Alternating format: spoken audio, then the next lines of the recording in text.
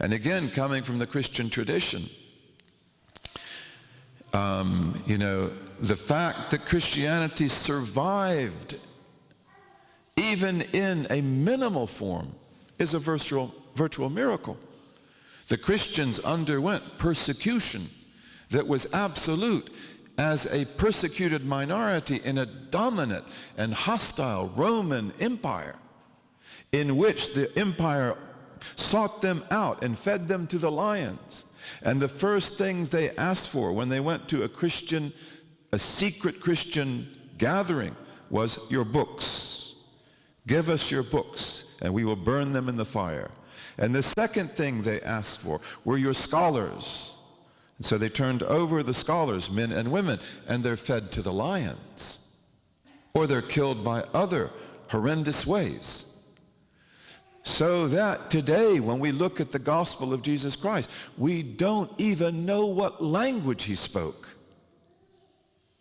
Did he speak in Aramaic? Did he speak in Syriac? Did he speak in Hebrew? Did he speak in Greek? We don't know. And what does that tell us? That you lost the books. Then, that's what that means.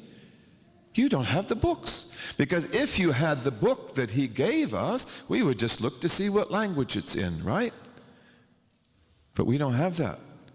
And every verse in the Gospels today can be contended against on the basis of manuscript evidence. Give us this day our daily bread. You could also read it another way because there are other transmissions. And even the word daily bread, we don't know what it means. Epousion, because it's not classical Greek. It is colloquial Greek. And we render it as daily bread, but we don't really know what it means. Okay, so where's your certainty? Where is your certainty? That's a big problem, a huge problem.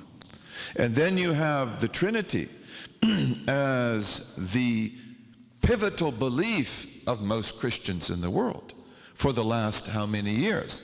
And yet it has no authorization in the Bible whatsoever. It is not a biblical belief. It is not a gospel belief. It is a fabricated belief that developed over 350 years and is the product of church councils. The first council, Nicaea in 325, rejected it. But then the emperor, then there was fighting among the emperors, and then you have another council at the end of the century, the 300s, in which they affirmed the Trinity as obligatory belief. On what basis? See, so this means there is no foundation for certainty, and that is extremely harmful. Extremely harmful. And if you go to Judaism, you have the same thing. How many of the Psalms of David? Well, there are 150 Psalms in the Bible, but the Dead Sea Scrolls tell us that the Psalms of David, which were revelation, were more than 4,000. Then how many were left? 150 out of 4,000? It means you lost almost everything. And we know very clearly that the earliest Jews did not believe the same thing that the later Jews believed in. The Dead Sea Scroll community is very much like us. The Dead Sea Scroll community, which lived just before the coming of Jesus Christ, one of their most important beliefs was that they believed in the oneness of God. They believed in the resurrection of the dead. They believed in the garden and the fire, the angels, and so forth, as you do too. But they also believed that the Messiah was about to come. And he was about to come. Jesus, the Son of Mary. But they did not believe that he would be crucified. No indication whatsoever that they expected that he would be crucified. In fact, for him to be crucified would be an indication that he wasn't the Messiah.